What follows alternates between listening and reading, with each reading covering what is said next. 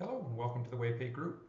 In this video we are going to take a look at creating purchase orders, sales orders, contracts, agreements, jobs, kind of synonymous in the WeighPay 1 application. So here we are looking at WeighPay Online, our back office that can be accessed from any internet connected device. And so let's go ahead and navigate up to our contracts, down to our agreements. And in here you can see that we've got purchase agreement 1013. This is one we're going to take a look at, but you can do your sales and your purchases all on this page. If you just kind of cruise over to the right here, you're going to see who the contract's for, how many items are on this contract, what the fulfillments are, how much is left, and how many loads have been against this already. So you can see some inventory or some contract positioning going on. Let's go ahead and click on it, go into this. So this gives us an idea of who the contract's with. We know it's with this company. We know there's a predetermined hauler, which happens in some cases. We know who's going to haul. We also know our service location. This could be an origination or a destination in our system. We know the type of job. We know the status of it. It is in progress. This can be used as jobs for quotes, when the contract's over, etc. We know who created it. And the name of the agreement is ABC Recycling. So let's go ahead and look at the agreed to balances. So here you can see that we're going to purchase some appliance shredder scrap, and we're going to go ahead and do a freight chargeback on this.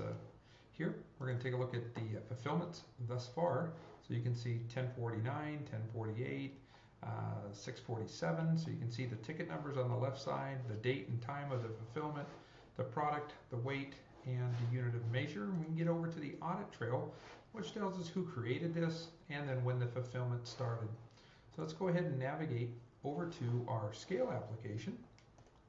So over here we're looking at our scale application, and this is where we can buy and sell. We can manage our cash drawer.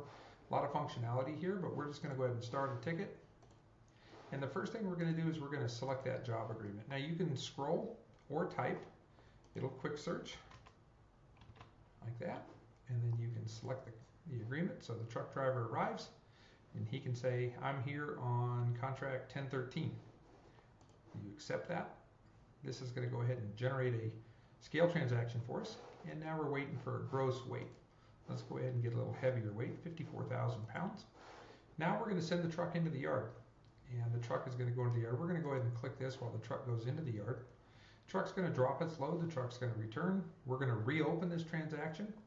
A couple things we could do at this point if we needed to. We could identify the hauler. We could identify the truck if we wanted to add additional information to this transaction. You're going to notice that we automatically took photos of this truck, inbound, outbound photos. And let's go ahead and accept the weight, the tare weight. And now you can see that we're going to go ahead and you can see here, by the way, that my weight was light and my freight actually outweighed it, in which case the customer owes us $24.77.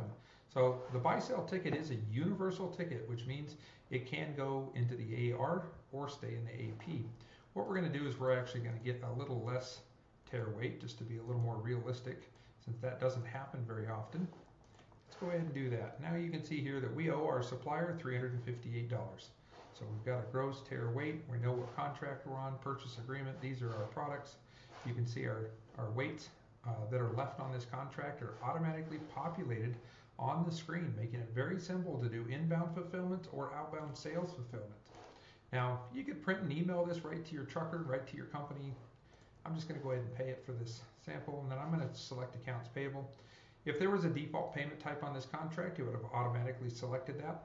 And so you can see that we could have accepted credit card, or we could have paid to credit card, paid to cash, paid to check. I'm just going to hit the accounts payable. This is going to complete that transaction. Let's go ahead and go into our back office and take a look at that transaction.